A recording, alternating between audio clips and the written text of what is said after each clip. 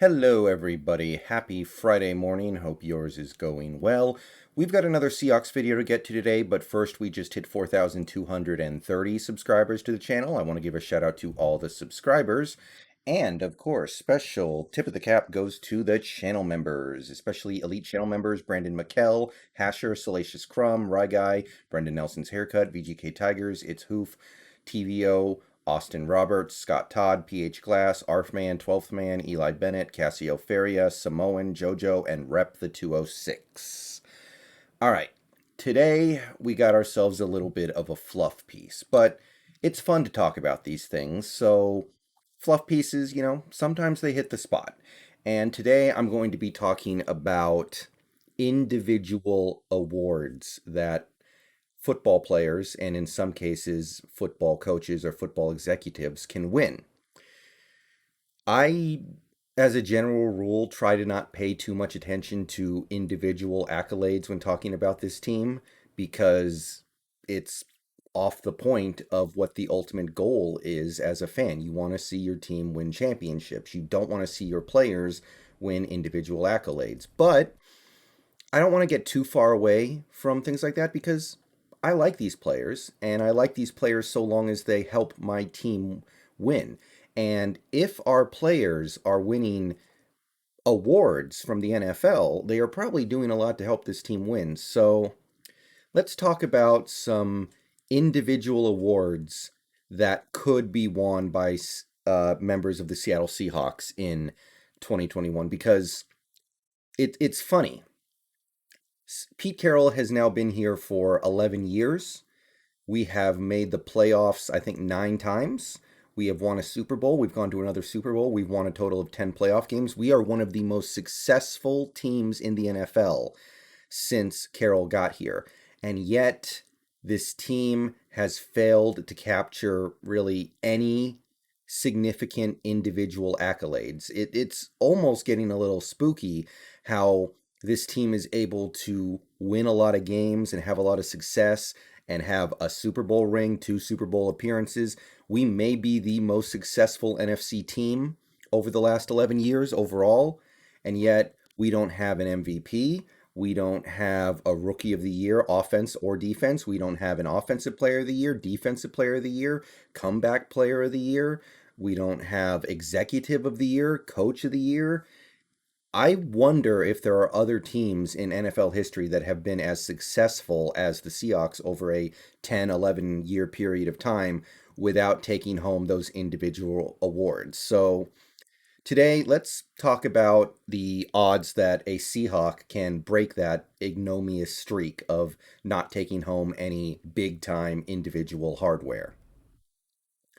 So MVP and Offensive Player of the Year, I'm going to go ahead and cross both those off right now. Not completely, but we're installing a new offense.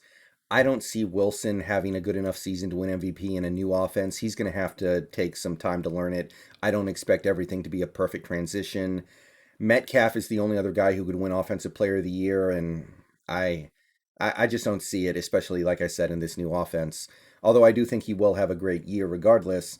Um, I like a couple of our rookies. I think Eskridge is going to play really well this year, but I don't think he's going to put up Rookie of the Year numbers, especially compared to some of the quarterbacks we're going to see this year. Comeback Player of the Year, I don't think we have anybody who can do that. Coach of the Year and Executive of the Year are always in play if we win 13 plus games, but that has to do with team success. I think we all understand that Coach of the Year and Executive of the Year are pretty closely linked to how successful your team is. So the only thing really left is Defensive Player of the Year. And it's really weird that the Seahawks have not won a Defensive Player of the Year award over the Pete Carroll era because we had one of the most dominant stretches of defense in NFL history. We had the number one scoring defense in the NFL 4 straight years. That hadn't been done since the 50s with the Cleveland Browns. Number one in points allowed 4 straight seasons. You will probably never see that again. That will probably be the only time you see that in the Super Bowl era. And yet, if you take a look at the years when we were able to do that, You see J.J. Watt take it 3 of those years, so we just ran into the wrong dominant defensive lineman. And the one year we won the Super Bowl, and a certain linebacker on this team could have made a good argument for it. We had another linebacker on another team, Luke Kuechly, just making a slightly better one. So hasn't happened. So could this happen in 2021? Could we make 2021 the year where we finally grab a Defensive Player of the Year award?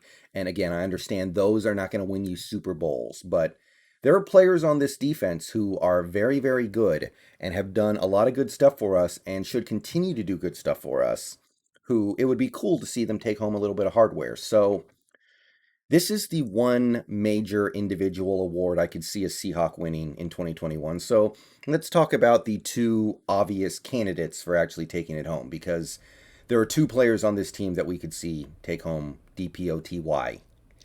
First is Bobby Wagner, and the second is Jamal Adams. Okay, let's start with Bobby Wagner and take a look at how close he's come. Take a look at how he plays. Take a look at what he does. So Bobby Wagner has made 5 straight first team All Pros. He's been in the consideration for best linebacker in the league each of the last 5 years. He's missed one game over the last 5 years. His tackle numbers are always peak, and as a linebacker, that's one of the things that most people are going to have their eyes drawn to, fair or not. But in order to win Defensive Player of the Year, what does he need to do differently? Because the most obvious thing you could point to is, oh, he needs to make more plays on the ball. He needs to start taking the ball away. Over the last 5 seasons combined, he has 5 interceptions and 3 forced fumbles. He's forcing less than 2 turnovers per season on average. So your first instinct would be to say, well, there's your problem. He's not going to be able to win. He's not going to be able to win Defensive Player of the Year until he starts taking the ball away. So let's take a look at other players like Bobby Wagner who have won Defensive Player of the Year recently, because historically, linebackers win Defensive Player of the Year a lot, but it's actually kind of becoming old hat. If you take a look, um, every Defensive Player of the Year winner in recent years has been a defensive lineman, with the exception of Stephon Gilmore. So you have to go all the way back to 2013, Luke Kuechly, to find a player like Bobby Wagner who won Defensive Player of the Year. So if you take a look at Luke Kuechly in 2013, what did he do? Oh, okay, well, played in every game, 4 interceptions, 2 sacks, almost 10 tackles a game, 10 tackles for loss. All right, so yeah, he was definitely more involved in taking the ball away. 4 interceptions. That's something that Wagner needs to get back to probably in order to win Defensive Player of the Year. But that's not the only thing here. If you take a look at the 2013 Carolina Panthers and you take a look at their defensive rankings, they were second in the league in points allowed and second in the league in yards allowed. So they gave it to the best player on the second best defense in the NFL, and that ended up being Luke Kuechly.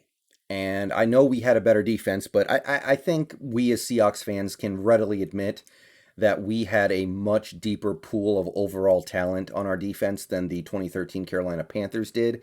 So even though it kind of hurts to admit now, it does kind of sort of make sense that you would give Kuechly more credit for the 2013 Panthers defense than Wagner for ours. I mean, Wagner was maybe not even the best player on the defense in 2013. It's at least a debate, so I get it. All right, let's keep going. Who was the last linebacker to win Defensive Player of the Year before Kuechly? Well, we're not going to count Suggs, and we're not going to count James Harrison. They are technically linebackers, but we understand they are edge players. They are edge defenders. They make their bones by rushing the quarterback. So, not going to look at those two guys. Who we are going to look at, however, is Brian Urlacher. Before Kuechly, you have to go all the way back to 2005, Brian Urlacher, to find a linebacker who plays like Bobby Wagner, a high tackle, high usage linebacker who won Defensive Player of the Year. So Brian Urlacher in 2005. What do we got? What do we got? What do we got? Okay, he played in every game, but hey, no interceptions and only 1 forced fumble, only 5 pass deflections. So you know, I'm sorry, one forced fumble. So he was involved in one turnover, five pass breakups. Okay, so maybe that's not what it's all about necessarily. He did have six sacks, which is more than Bobby usually gets. That's more than Bobby has ever gotten, actually. But, only 122 tackles, 17 for loss, which is really, really good. But it's not just takeaways, clearly. And I understand this was 16 years ago, but it's not just the takeaways. So, what else can we say about Urlacher's season in 2005? The 2005 Bears went 11-5, made the playoffs, and their defense number 1 in the league in points, number 2 in yards, and they were an 11-win team with the 26th ranked offense, 29th in yards. Terrible offense, one of the worst in the league, and they still won more than they lost because this defense was that good. They allowed 202 points over the course of a full season. That's pretty crazy. So, it's not just about taking the ball away, even though clearly that would help. It's about being on a defense that is one of the best in the league. All right. Final guy we're going to look at here for linebackers is Ray Lewis. If you go back to 2003, he won Defensive Player of the Year for his second time. And he was a middle linebacker who gets a lot of tackles and makes a lot of plays in the run game. So we can make a rough comparison.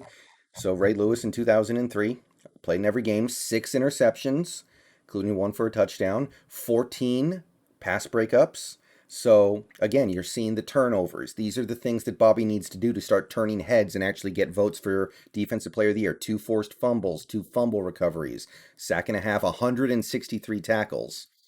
So yeah, Ray Lewis had to work very hard to earn this Defensive Player of the Year award. And not only am I talking individually, if you take a look at the 2003 Baltimore Ravens, sixth in points allowed, third in yards allowed. So again, it's all about that elite defense. Maybe even more than your individual play. All right, now let's switch gears and go over to Jamal Adams, the other player on this defense who stands a real chance of winning Defensive Player of the Year. What would it take for Jamal Adams to do it?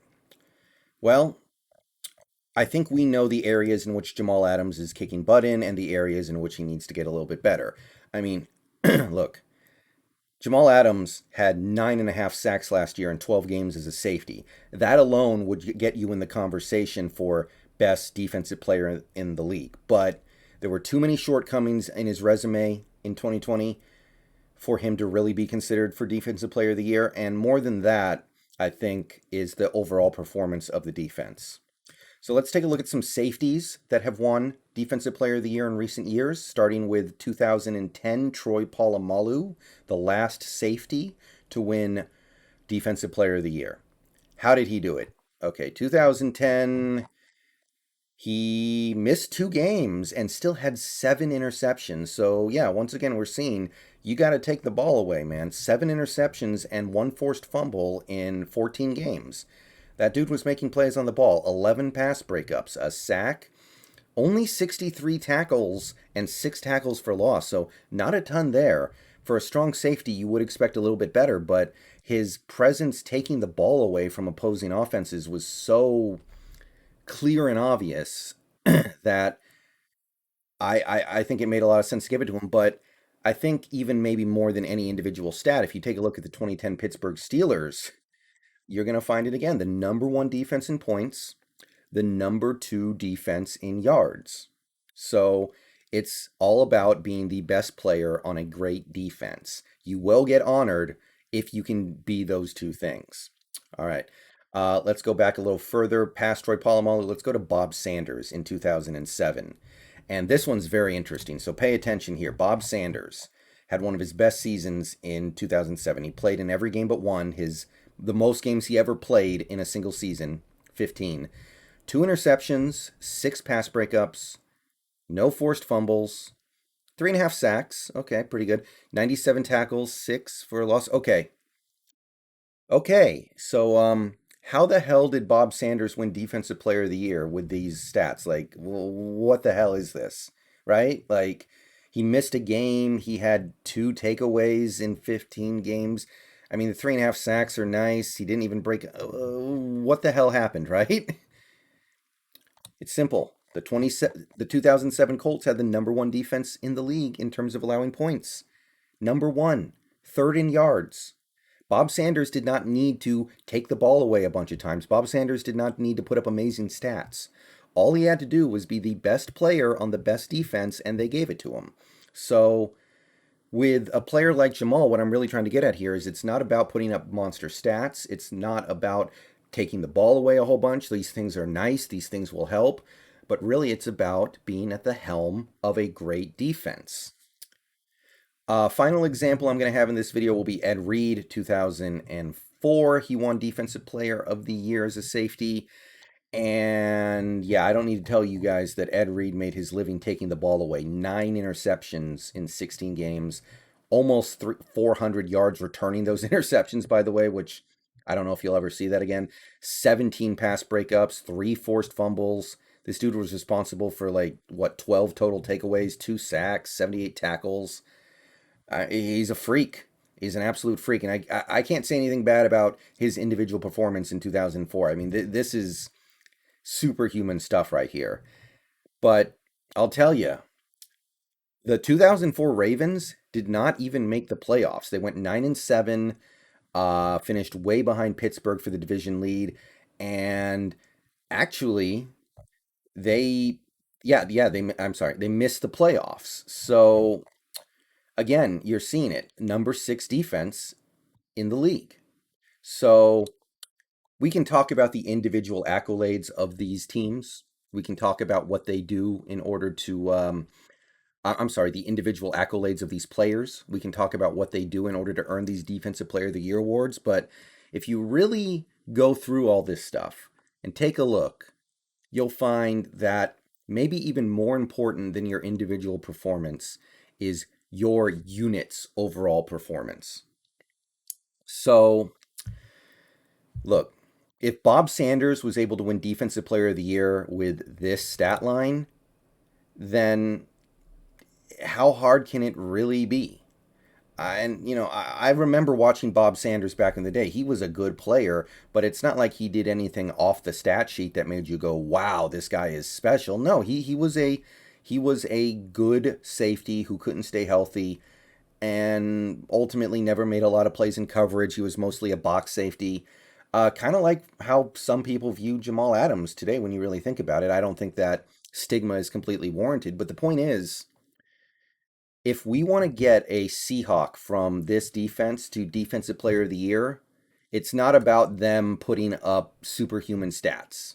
That's nice, but the real goal, if you want to see a Seahawk hoist that hardware at the end of the year, then the real key is we need to have a great defense. Every player we looked at in this video, all 6 of them, were on a defense that was at least top 6 in the league. And I'd say 3 or 4 of them were number 1 in the league in points allowed.